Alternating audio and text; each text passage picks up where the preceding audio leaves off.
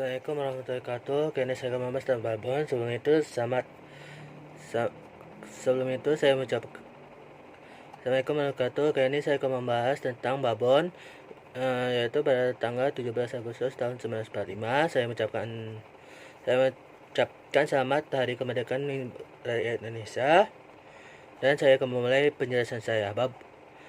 Kali ini saya akan membahas tentang babon atau babun. Babon atau babon yang dalam bahasa Inggrisnya dikenal sebagai babon, yaitu monyet dunia lama yang bergenus Papio yang banyak terdapat di Afrika dan Arab, dan merupakan bagian dari subfamili Cercopithecin. 5 spesies di jenis ini merupakan bagian non-kera terbesar dari ordo Primata, hanya mandrill dan drill yang semakin mulia daripada mereka. Sebelumnya gelada atau genus Theropithecus tepesus dan 2 spesies mandrill dan drill dari genus Mandrillus dikelompokkan dalam genus yang sama. Dan monyet dunia lama ini masih sering disebut sebagai babon dalam pembicaraan sehari-hari. Ukuran berat mereka tergantung pada spesies. Babon Guinea atau babon Guinea hadir tingginya sekitar 50 cm 20 inci dan beratnya hanya 14 kg 30 pon. Sementara betul besar babon Chakma mampu sampai setinggi 120 cm 47 inci dan berat 40 kg 9 pon. Dalam taksonomi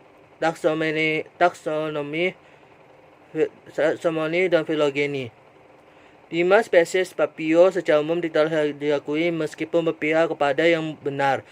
Beberapa perbedaan pendapat tentang apakah mereka benar-benar spesies penuh atau subspesies mereka, yaitu P. ursinus, babon Chakma ditemukan di Afrika Selatan, P. papio biasa disebut babon barat, babon merah atau babon Guinea ditemukan di Afrika Barat, P.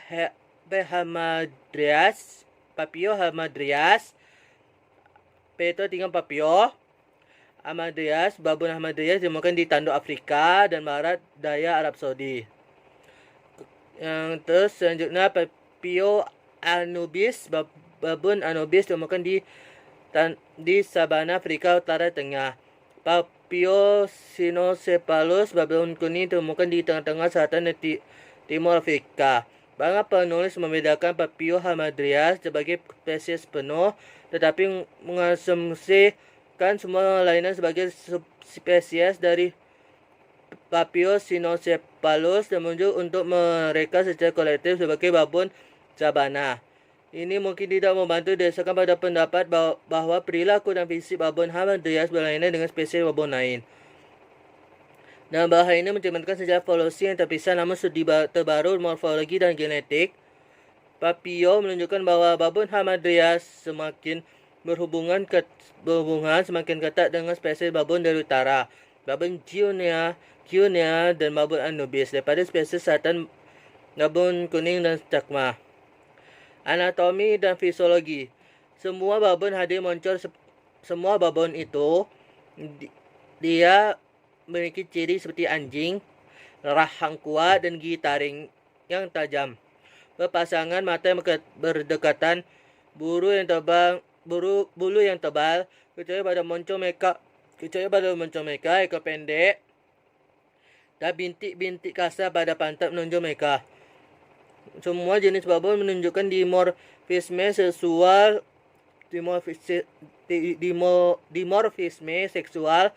kemakan dalam ukuran tetapi juga kadang-kadang dalam pengembangan warna atau taring. Jantan dari spesies babon hamadryas juga hadir surai putih mulia. Perilaku dan ekologi. Babon yaitu binatang terestrial dan mampu ditemukan di padang rumput terbuka, namun hutan terbuka dan bukit-bukit di seluruh Afrika. Mereka yaitu omnivora, mereka termasuk omnivora, tapi beberapa yang lain herbivora, dan mereka hanya memakan serangga, kadang-kadang memakan ikan, kerang, kelinci, burung, monyet, vervet, dan telur kecil. Mereka ini ada pemburu yang aktif. pada waktu yang tidak cemas sepanjang hari dan malam. Mereka juga mampu mengenali tempat tinggal manusia dan di Afrika. Mereka telah dikenal karena memasak domba dan kambing. Predator utama mereka yaitu manusia, singa, dubu belalang dan macan tutul. Mereka diasumsi sebagai mangsa sulit untuk macan tutul meskipun Bapa yang mulia jantan bapa dari mereka merupakan ancaman. Bapa dari musuh mereka itu ancaman dari babon muda. Jantan ini sering menghadapi sering mereka hadapi jika mereka mengkedipkan mata. Tengah perlawanan mereka dari babon itu hanya sementara, dan babon yang berada di penangkaran bisa hidup di 45 tahun. Kadang-kadang jika jantan menemukan musuh, maka mereka sering mengedipkan kelopak mata mereka dan menunjukkan gigi mereka dengan menguap, membuat gerakan dan mengejar musuh atau predator. Sedangkan yang di penangkaran itu babonnya bisa hidup sampai umur 45 tahun. Yang di dunia luar atau di dunia setuanya mereka hanya sekitar 30 tahun. Babon mampu memperoleh keterampilan pengolahan ortografi yang merupakan bagian dari kemampuan membaca. Hubungan antara babon dengan manusia itu di dalam mitologi Mesir ada yang nama dewa babi, yaitu dewa dari babon Hamadryas sebagai pembantu Thoth, atau disebut juga babon suci. Sekian pemahaman saya. Jika ada kesalahan mohon dimaafkan dan mohon diperbaiki. Dan pemahaman saya atau mohon dilengkapi.